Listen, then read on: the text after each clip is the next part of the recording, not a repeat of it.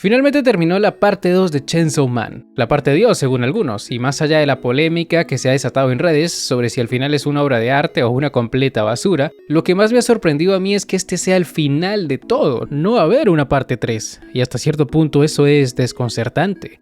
Supongo que Fujimoto ya estaba cansado de esta historia y quiso dedicarse a proyectos más pequeños, que es lo que le estaba funcionando últimamente. Sea como sea, el hecho es que Chainsaw Man terminó, esa es una realidad, y contrario a cómo se están sintiendo muchos fans en este momento, con algunos dándole la razón a los haters más ruidosos, la verdad es que a mí no me pareció tan mal final. Quizás es porque nunca esperé nada de esta secuela, pero dentro de todo le vi cosas buenas. Por supuesto, tampoco voy a tapar el sol con un dedo y decir que este final es una obra de arte porque no lo es. Está lejos de serlo, así como también está lejos de ser un Tokyo Revengers 2.0. Es cierto que el reinicio del final llegó de forma muy repentina y dejó muchos cabos sueltos, pero en lo que respecta al personaje de Denji, al protagonista únicamente, siento que se le dio la mejor conclusión que se le podía dar. Entendamos que aun si Denji le ganaba a todos sus enemigos, el mundo ya estaba destruido. Ya no era posible volver a una vida normal, por lo que la única solución era un reinicio. También pudieron dejarlo viviendo en un mundo posapocalíptico junto a Asa, a lo The End of Evangelion, cosa que no habría estado mal, pero considerando cómo se había manejado la parte 2, cerrar Chainsaw Man de esa manera no era la mejor opción, y ese es justamente el problema, que la parte 2 no fue buena. Por eso es que la historia tuvo que cerrar con un reinicio, porque lo que se hizo en esta parte fue terrible, la verdad. Si tuviera que describirlo en términos peliculeros, pasar de la parte 1 a la parte 2 se sintió como pasar de Megamente a Megamente 2. De alguna manera la segunda parte se sintió más barata, visualmente se veía peor, los personajes de la primera parte se volvieron parodias de sí mismos, el protagonista no aprendió de sus errores, la trama se volvió repetitiva y los nuevos personajes fueron cada uno peor que el anterior. Es cierto que hubo cosas buenas, cada que intentaban desarrollar a Denji a través de la muerte de sus seres queridos volvíamos a ver destellos de la primera parte, pero el tema es que lo que Fujimoto hacía con una mano lo borraba con la otra y el último arco de esta historia representa todo lo malo que hubo en esta secuela. No sé cómo le irán a llamar a este arco, puede que lo llamen arco del demonio de la guerra o arco final a secas. Por mi parte yo lo llamaré arco del sexo, y esto es porque no se habló de otra cosa en los 42 capítulos que duró. Es increíble lo que terminó convirtiéndose Chainsaw Man. Al principio no veía mal ese enfoque, para nadie es un secreto que Denji tenía problemas para resistirse a sus deseos carnales, pero cuando se dejó de utilizar esa parte de su personalidad como un elemento cómico y se convirtió en el eje central de la obra, el resultado final fue una historia que vivió única y exclusivamente del morbo.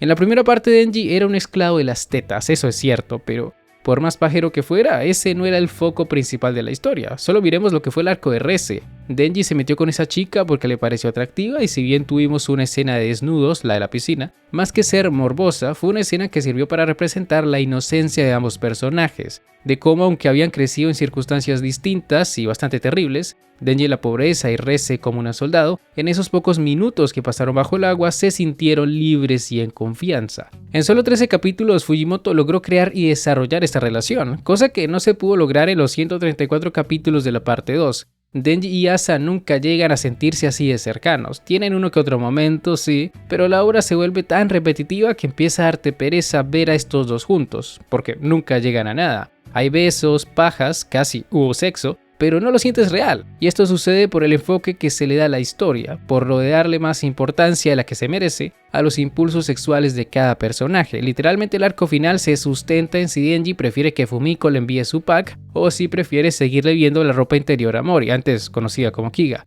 Ese es el conflicto que atormenta al protagonista y como dije antes, refleja todo lo malo de esta secuela, porque no hay un rumbo fijo, solo es Fujimoto dando vueltas sobre lo mismo una y otra vez. Perdí la cuenta de todas las veces en las que engañaron al protagonista o en las que Yoru o Asa se sintieron atraídas por este loco. A veces parecía que finalmente iban a dar el siguiente paso, pero luego todo volvía a reiniciarse. Se abusó tanto de los saltos de tiburón, de intentar sorprender al lector como fuera, que al final perdí completamente el interés en lo que iba a pasar y eso que leí este arco de corrido.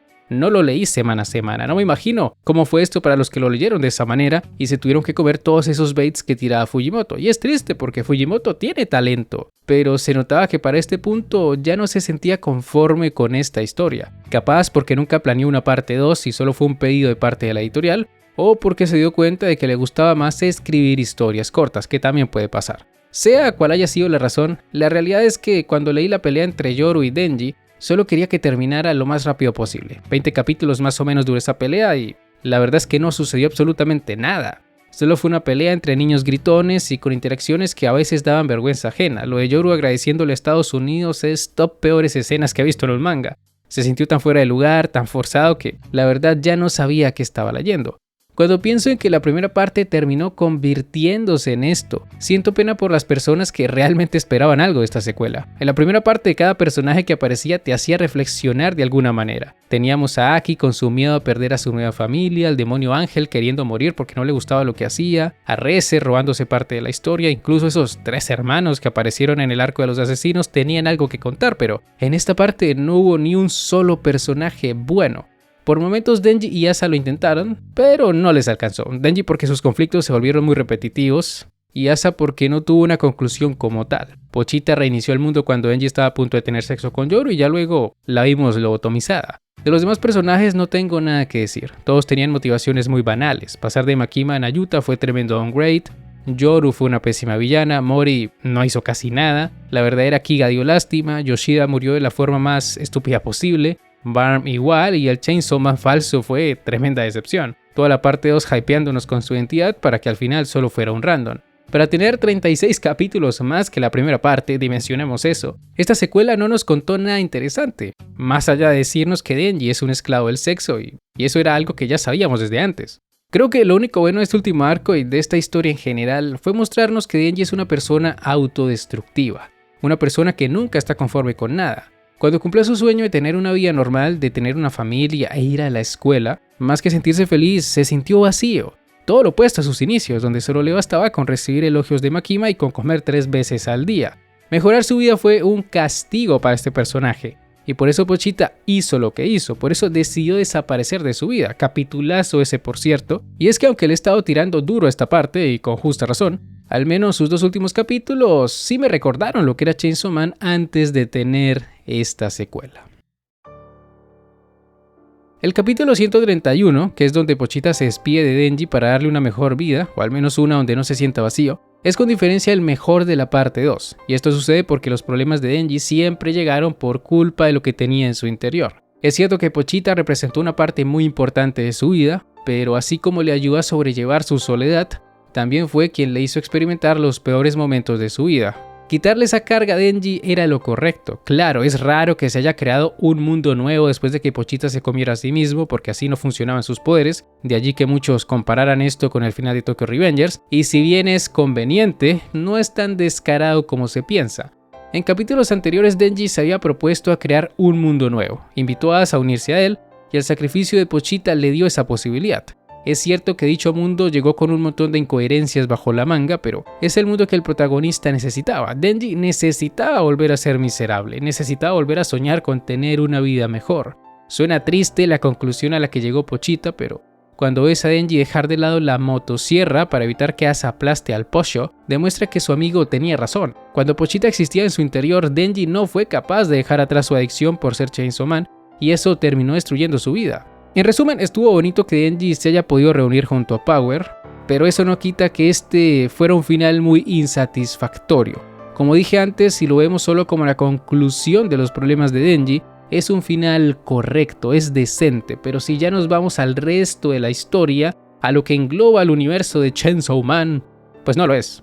Nunca supimos por qué Kishibe no hizo nada en esta parte, nunca supimos cuál era el demonio de Kobeni, tampoco vimos a Aki en el reinicio y no se entiende del todo por qué en lugar de Makima fue Nayuta quien encontró a Denji, entre muchas más cosas que no voy a mencionar porque si no, no terminaríamos nunca con este video. Pero hey, al menos los memes no faltaron y me he reído mucho con todos esos curis que se han hecho de la escena donde Denji parece recordar que antes era el Chainsaw Man. A veces parece que para los shonen de peleas es ilegal hacer buenos finales, porque de verdad que se les ha dificultado en los últimos años. En redes la gente ya está debatiendo por quién ganó la generación o en términos más simples, quién tuvo el final menos peor. Los de Boku no Hero ya sean por ganadores, por ahí algunos de Black Clover haciendo lo mismo, la magia lo puede todo, recuérdenlo. Y no faltan los de Jujutsu, quienes fieles a su lobotomía genuinamente creen que el final de Moulo es bueno, spoiler, no lo es. Y sobre Kimetsu y Shingeki, quienes también están por ahí en la pelea, a ellos no los cuento porque viven en su propia fantasía. Pero si me lo preguntan a mí, y solo considerando los finales, ojo, solo los finales, no la obra entera, está claro que los ganadores de esta generación fueron Jigo, Kurako y Sousei no Onmyoji.